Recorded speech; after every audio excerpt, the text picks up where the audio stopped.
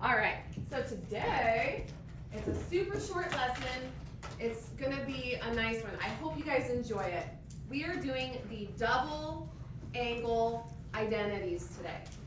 So double means you multiply by what? 2.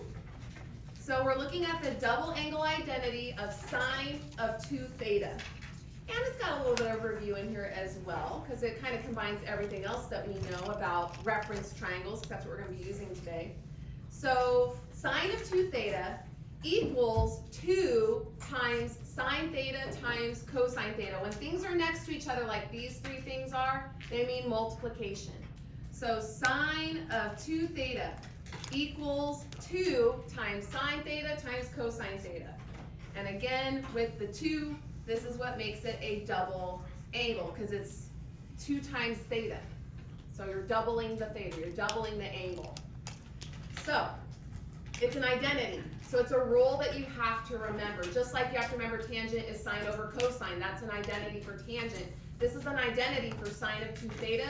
You guys have to know this one. You have to remember it. Okay. So first of all, for this first example, it says determine the exact value. Remember again, anytime it says exact, we are not using a calculator. No calc. Okay? That means we're going to be using either the unit circle or reference triangles to get there. Okay? So they gave us some information. They gave us cosine is negative 12 over 13, and theta is between pi over 2 and pi. So they gave us a location on the map, and they're telling us what the cosine is. We need to find sine of 2 theta. Okay. So first of all, let's use our new double angle identity. Sine of 2 theta is equal to 2 times the sine of theta times the cosine of theta. Now they gave us the cosine of theta. So can't I substitute that in? Yeah, it's given information. Absolutely. So we have 2 times, they did not give me the sine of theta. I don't know what it is. That's the one in question. But they did give us cosine, which is negative 12 over 13.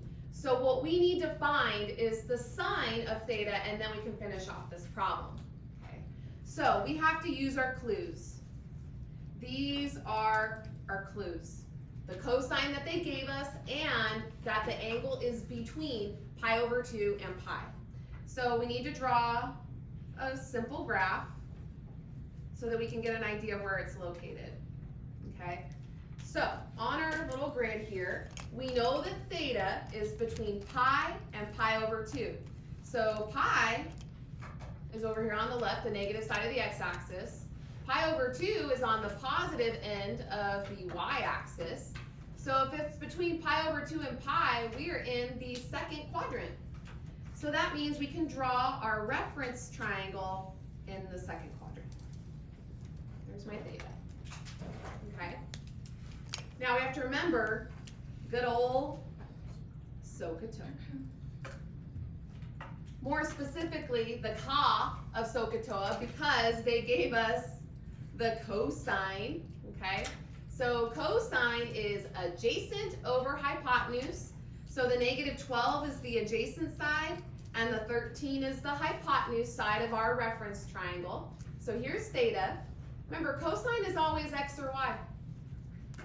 X. So it's always going to be the x side of the triangle on your graph.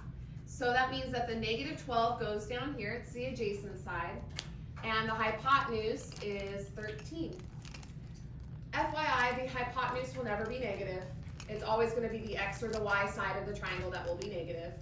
Now to find the sine, the SO of SOHCAHTOA, I need what side? Opposite. We have hypotenuse, we don't have opposite. So we need this missing side. So what can I use to find it? Pythagorean theorem. Yeah, so I'm going to call it A for right now. So A squared plus B squared will be that negative 12. So negative 12 squared is equal to 13 squared. Okay. So A squared plus, what's negative 12 squared? 144 is equal to, anyone know 13 squared? 169. Oh, good job. Good. All right. Now what do we do? Subtract the 144. So a squared will equal 25. Ooh, that's a nice number. What's the square root of 25? 5. So a is 5. The missing side of the triangle is 5. Now we can find the sign. So let's go ahead and plug it in over here. So we know we're gonna have 2 times, what would be the sign of theta now? 5 over 13. We already have cosine, which is negative 12 over 13. Now we just have to multiply these all out. Remember, a whole number always multiplies with the numerator because technically, to make it a fraction, what do? Put over 1, okay? So let's multiply the numerators together. What's 2 times 5? 10. And 10 times negative 12? Negative 120. So there's our numerator. And then, well, when we multiply by 1, nothing changes. What's 13 times 13? 169, right? And 169 is only divisible by 13, and 120 is definitely not divisible by 13, so there's nothing in common to reduce out, because you always have to reduce those fractions, but we can't on this one, so that's the answer. Any questions on this first example? You guys with me? You look confused. Just a little bit. Just a little bit? What are you confused about? It's just okay. I'll learn after the next one. Okay. All right, so the next example, we're given tangent of beta equals negative 5 over 12. Beta is just like theta, it's just another symbol for an angle, okay? And they are telling us that theta, well, it should say beta because they use that letter, but it doesn't matter, it's okay. The angle is between 3 pi over 2 and 2 pi. We need to find sine of 2 theta again. This is the goal, okay? So let's set up what we need. So we know that sine of 2 theta is equal to 2 sine theta cosine theta. 2 sine theta cosine theta, okay? We don't have sine, we don't have cosine. So we have 2 things that we do not know that we need to find. What did they give us again? They gave us tangent. So let's make our graph using the clues that they gave us. Now this time the angle is between 3 pi over 2 and 2 pi. Where is 3 pi over 2? Bottom right here, negative y. And 2 pi would be finishing off a full rotation. It's the same as where 0 starts. Okay. So that means I'm in which quadrant? The 4th quadrant.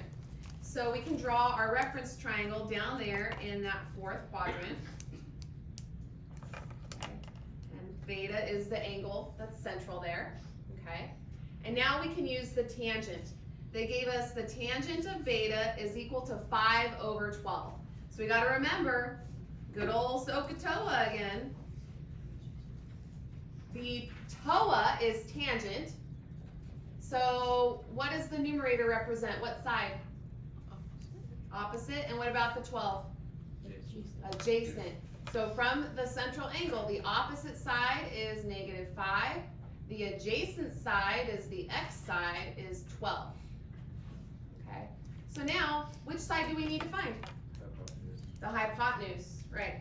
So our a squared and our b squared are the 12 and the negative 5. So 12 squared plus negative 5 squared is equal to c squared. You could use c, x, whatever variable you want, although c is typically what we denote for the hypotenuse. What's 12 squared again? 144. What's negative 5 squared?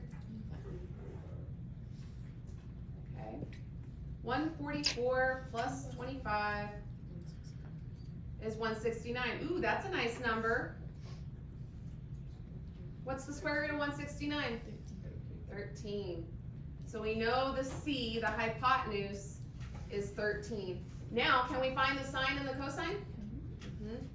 So sine is the SO of SOHCAHTOA, opposite over hypotenuse. What would be opposite over hypotenuse? -5/13. 5 over 13. And cosine is the ka of SOHCAHTOA, adjacent over hypotenuse. What would that be? 12 over 13. And then we just have to multiply. So let's see, that would be 2 times -5 is -10. -10 times 12 is what? -120. -120. And then what's the denominator gonna be? 469. It's actually the same exact answer as the first problem, but aren't they two completely different problems? Yeah, it just worked out that way. Okay, that's pretty much what you guys are gonna be doing with that double angle identity. You're gonna need to use your clues, make a reference triangle, but the clues tell you where the angle is located and you have to use that to figure out what quadrant it is. It's important to know what quadrant it's in because you need to know where the negatives and the positives are gonna go. The hypotenuse is never what? Negative. Hypotenuse is never negative. It's just gonna be the y side or the x side that's negative, okay? And your location of the triangle kind of tells you where it's gonna go, okay? All right, so your homework is on the back side. It is 8 problems, and look, one of them is actually drawing a unit circle. So you don't have to draw an extra one on top of this one, okay? Since this one's included in the homework, all right? Does that make sense? All right, so you guys have the rest of the period to work on the homework. If you finish, let me know and I can stamp it for you. If you want to check answers, let me know too, and I can help you with that as well. Or questions.